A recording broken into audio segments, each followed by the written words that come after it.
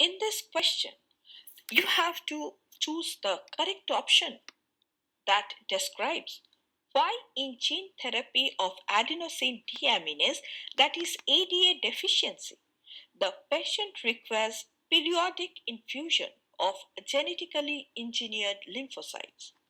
Option A, gene isolated from marrow cells producing ADA is introduced into cells at embryonic stages. It is incorrect.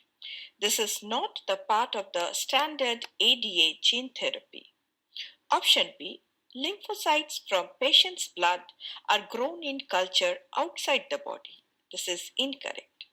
While it is a part of the procedure, it does not explain why periodic infusions are needed.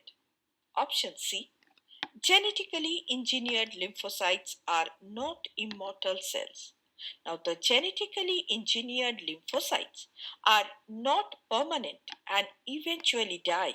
That is, they are not immortal cells, which is why periodic infusions are necessary. Thus, it is the correct option. Option D, retroviral vector is introduced into these lymphocytes. It is also incorrect. Retroviral vectors are used to insert the functional ADA gene into the lymphocytes, but this is not the reason for periodic infusions.